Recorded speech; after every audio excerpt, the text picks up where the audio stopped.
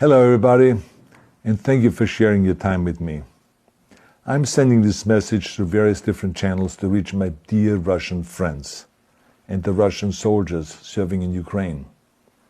I'm speaking to you today because there are things that are going on in the world that are being kept from you, terrible things that you should know about. But before I talk about the harsh realities, let me just tell you about the Russian who became my hero. In 1961, when I was 14 years old, a very good friend of mine invited me to come to Vienna and to watch the World Weightlifting Championships. I was in the audience when Yuri Petrovich Vlasov won the World Championship title, becoming the first human being to lift 200 kilograms over his head. And somehow a friend of mine got me backstage. All of a sudden, there I was, a 14-year-old boy, standing in front of the strongest man in the world. I couldn't believe it. He reached out to shake my hand. I still had a boy's hand. He had this powerful man's hand that swallowed mine. But he was kind, and he smiled at me. I will never forget that day. Never. I went home and I put his photo above my bed to inspire me when I started lifting weights. My father told me to take down that picture and to find a German or an Austrian hero. He got really angry, and we argued back and forth. He didn't like Russians because of his experience in the Second World War.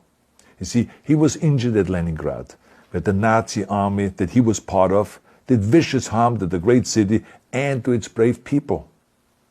But I did not take the photograph down, no, because it didn't matter to me what flag Yuri Vlasov carried.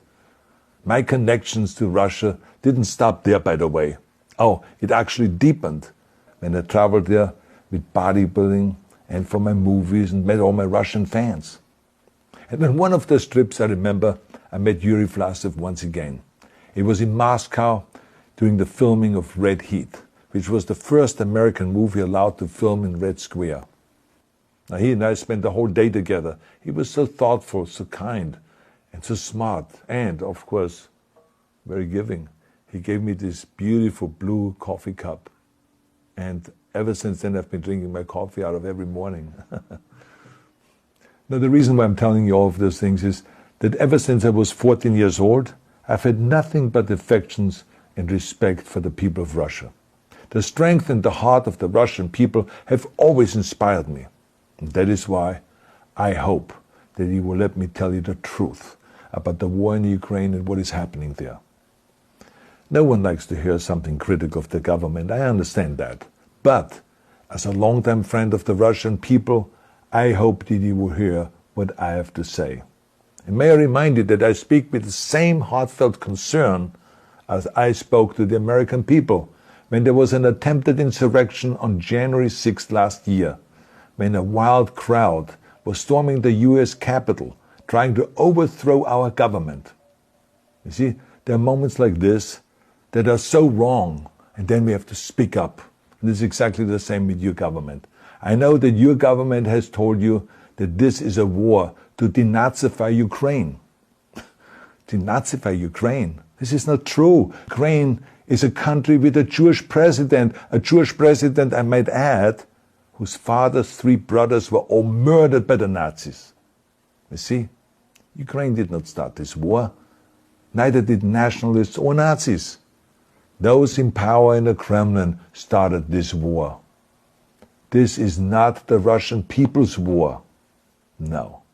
As a matter of fact, let me tell you, what you should know is that 141 nations at the UN voted that Russia was the aggressor and called for it to remove its troops immediately. Only 4 countries in the entire world voted with Russia. That is a fact. See, the world has turned against Russia because of its actions in Ukraine. Whole city blocks have been flattened by Russian artillery and bombs, including a children's hospital and a maternity hospital. 3 million Ukrainian refugees, mainly women, children, and elderly, fled their country, and many more are trying to seek to get out. It is a humanitarian crisis. Because of its brutality, Russia is now isolated from the society of nations. You're also not being told the truth about the consequences of this war on Russia itself.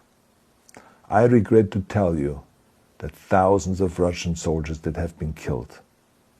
They have been caught between Ukrainians fighting for their homeland and the Russian leadership fighting for conquest. Massive amounts of Russian equipment have been destroyed or abandoned. The destruction that Russian bombs are raining down upon innocent civilians has so outraged the world that the strongest global economic sanctions ever taken have been imposed on your country. Those who don't deserve it on both sides of the war will suffer.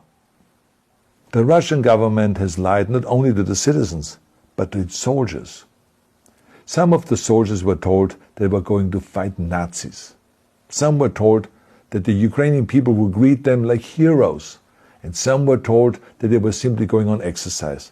They didn't even know that they were going into war. And some were told that they were there to protect ethnic Russians in Ukraine.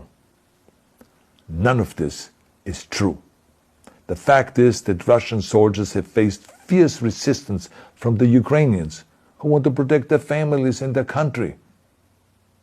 When I see babies being pulled out of ruins, I think that I'm watching a documentary about the horrors of the Second World War, not the news of the day. Now let me tell you, when my father arrived in Leningrad, he was all pumped up on the lies of his government. And when he left Leningrad, he was broken, physically and mentally. He lived the rest of his life in pain. Pain from a broken back, pain from the shrapnel that always reminded him of these terrible years, and pain from the guilt that he felt. To the Russian soldiers listening to this broadcast, you already know much of the truth that I've been speaking. You've seen it with your own eyes. I don't want you to be broken like my father.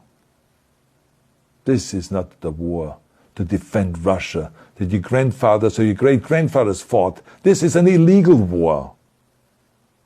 Your lives, your limbs, your futures are being sacrificed for a senseless war condemned by the entire world. Now, to those in power in the Kremlin, let me just ask you, why would you sacrifice those young men for your own ambitions? To the soldiers who are listening to this, remember that 11 million Russians have family connections to Ukraine. So every bullet you shoot a brother or a sister. Every bomb or every shell that falls is falling not on an enemy, but on a school, or a hospital, or a home. I know that the Russian people are not aware of such things are happening. So I urge the Russian people and the Russian soldiers in Ukraine to understand the propaganda and the disinformation that you are being told. I ask you to help me spread the truth. Let your fellow Russians know the human catastrophe that is happening in Ukraine. And to President Putin I say, you started this war. You are leading this war. You can stop this war. Now, let me close with a message to all of the Russians who have been protesting on the streets against the invasion of Ukraine. The world has seen your bravery. We know that you have suffered the consequences of your courage. You have been arrested, you have been jailed, and you have been beaten.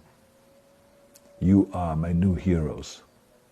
You have the strength of Yuri Petrovich Vlasov. You have the true heart of Russia. My dear Russian friends, may God bless you all.